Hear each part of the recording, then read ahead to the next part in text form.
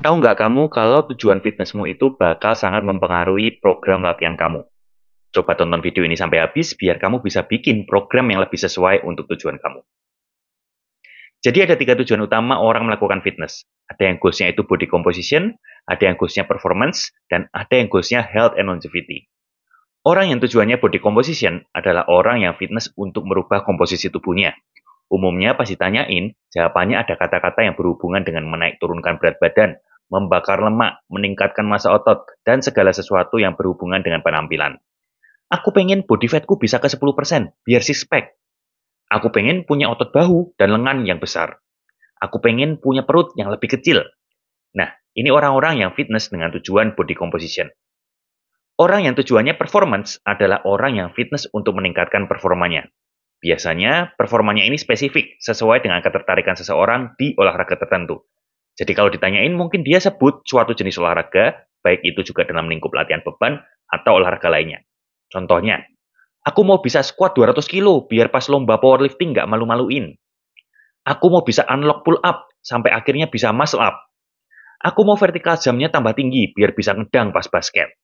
Nah, ini orang-orang yang fitness dengan tujuan performance.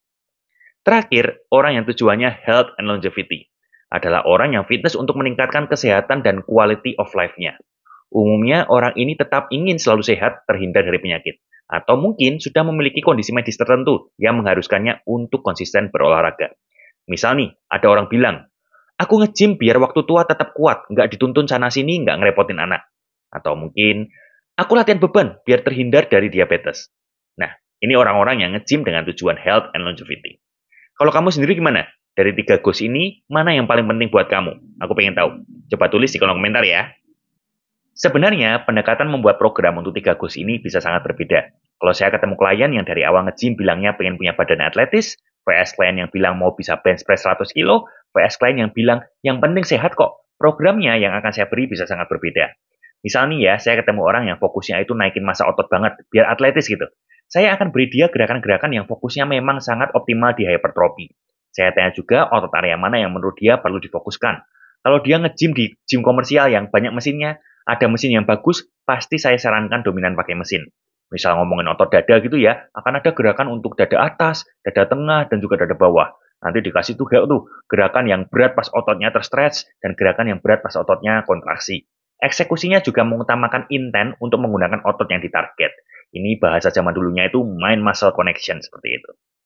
Berbeda dengan orang yang pengen bisa bench press 100 kg, programnya akan sangat spesifik ke bench press.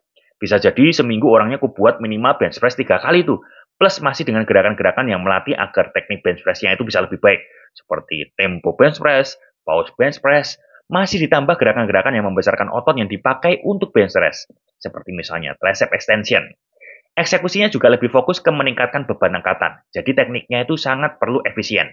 Programnya akan spesifik ya, karena performa itu spesifik. Kalau kamu mau bisa angkat berat, PS kamu bisa lari jauh, programnya ya berbeda. Performanya tergantung yang kamu inginkan itu parameternya apa. Begitu juga dengan yang goalsnya sekedar sehat. Untuk orang seperti ini, aku akan memberikan program yang fokusnya itu ke pattern-pattern yang dipakai di kehidupan sehari-hari. Ada push, pull, squat, hinge, lunge, gate, dan juga twist. Gerakannya juga aku buat relatif memiliki banyak sudut angle gerakan dan tidak terlalu spesifik fokus ke satu gerakan tertentu. Aku juga tidak akan mengatakan kalimat, latihan beban yang efektif itu gerakannya begitu-begitu doang kok. Karena buat orang yang goalsnya sekedar sehat, nggak perlu kok gerakannya begitu-begitu doang. Kalau bosen mau ganti gerakan ya silahkan. Bisa dipahami kan? Tujuan berbeda, programnya juga akan berbeda. Menarik ya dunia nge-gym ini. Coba dong ceritain program latihan kamu seperti apa di kolom komentar. Aku mau lihat. Oke, latihannya sudah selesai. Sekarang kita masuk ke sesi Q&A. Nah, kemarin ada pertanyaan ya dari Hasbi. Itu dia menanyakan yang dililit di tangan dan juga dililit di perut itu apa? Ya, akan aku coba jawab di video ini. Jadi, yang pertama kita bahas yang dililit di tangan dulu. Ini itu namanya wrist grab. Jangan kebalik sama strap ya, karena fungsinya beda. Ini wrist grab. Nah, fungsinya apa? Sebenarnya utamanya adalah ketika kita melakukan gerakan pressing. Ya, ketika kita gerakan mendorong, contohnya bench press, shoulder press, seperti itu ya. Nah, itu kita bisa pakai ini, itu untuk mencegah dorsiflexion alias neko ke belakang ini ya, itu terlalu banyak. Ya, contohnya nih, ini aku, nah ini bisa segini ya. Terus habis itu kalau aku pakai wrist grab ini, nah, dililit nih di daerah belakang ini, dililit lagi. Nah, ini bisa berkurang ya dibandingkan tadi. Seperti itu. Dan untuk yang orang suka powerlifting, nah itu tangannya biasanya ada yang nekuknya agak ke dalam. Ya, ini istilahnya radial deviation. Nah, agak seperti ini. Dan kamu bisa lihat radial deviationku itu nggak bisa banyak. Ya, nih segini nih. Kalau kamu coba nih, kamu giniin, mungkin kamu bisa lebih dalam dari aku gitu. Jadi kalau aku bench press dengan style powerlifting agak lebar seperti ini, di mana tangannya memang harus agak radial deviation seperti ini, itu sakit tanganku juga. Makanya aku pasti pakai ini. Ada orang yang nggak sakit, jadi nggak perlu pakai ini. Itu juga bisa saat bench press. Ya, intinya kalau memang kamu saat gerakan pressing nggak ada rasa sakit, sudah oke gerakannya seperti itu ya, sudah tumpuannya pas di sini, ya nggak perlu pakai ini. Tapi kalau ada rasa sakit, mungkin ini bisa membantu seperti itu. Dan selain di saat gerakan pressing, wrist grab ini juga kepake saat squat, karena fungsinya sebenarnya sama juga. Ketika kita squat, itu tangan kalau terlalu lebar, kan lats-nya atau punggungnya itu nggak terlalu tight. Ya, biasa kalau orang powerlifting, dia mencoba untuk sedekat mungkin dengan badan. Jadi, lats-nya itu bisa kontraksi ya. Nah, ketika kita seperti ini, nah kalau tangannya itu mungkin beberapa orang untuk mencapai posisi ini perlu dorsiflexion lagi agak banyak. Nah, aku juga sakit juga di posisi itu kalau nggak pakai ini. Ya, jadi pasti aku buat squat, buat bench press, aku pakai yang ini. Seperti itu. Kadang-kadang aku juga pakai saat bicep curl. itu nggak harus, kalau itu pasti nggak harus ya. Karena sebenarnya bicep curl seperti ini. Tapi kalau ada ini, aku tangannya merasa wristnya bisa lebih lurus aja, jadi gampang. Aku lebih fokus buat nekuk lengan bawah ke atas. Seperti itu. Itu buat wrist rep ya. Utamanya intinya buat gerakan pressing. Nah, kalau yang dililit di perut, itu belt ya, lifting belt. Yang aku pakai di sini ini lever belt berarti ya.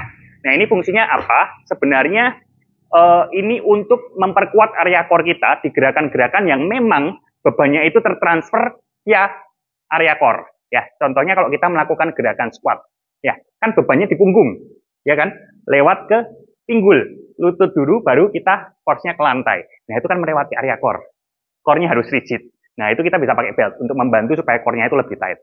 Contoh lainnya barbell row, deadlift, ya itu bebannya selalu melewati otot core dulu, baru ke transfer ke pinggul, ke lutut, ke lantai. Seperti itu ya. Jadi, kalau bebannya melewati core dan kita mau core-nya tight, pakai belt itu bisa mempermudah. Seperti itu. Nah, sebenarnya kita nggak harus pakai belt ya, karena kita juga punya ya sabuk dari badan kita sendiri, otot core itu sendiri. Jadi selama kita bisa brace core istilahnya dengan benar ya, mengencangkan otot area core ini, ya itu kamu nggak perlu belt seperti itu. Tapi buat kamu yang tujuannya ngangkat seberat mungkin, ya tujuannya ngangkat seberat mungkin, terus kamu juga melakukan hypertrophy, tapi hypertrophy-nya banyak gerakan-gerakan yang tadi itu, barbell squat, Romanian deadlift, mungkin seperti itu, barbell row, aku rasa lifting belt akan sangat membantu sekali, seperti itu. Jadi ini bisa jadi investasi yang bagus juga. Seperti itu ya.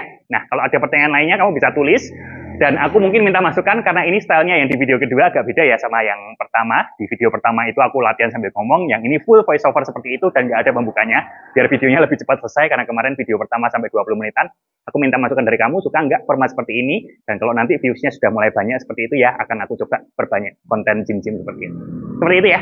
Thank you sudah nonton sampai akhir. Sampai jumpa di episode Gym Santuy selanjutnya.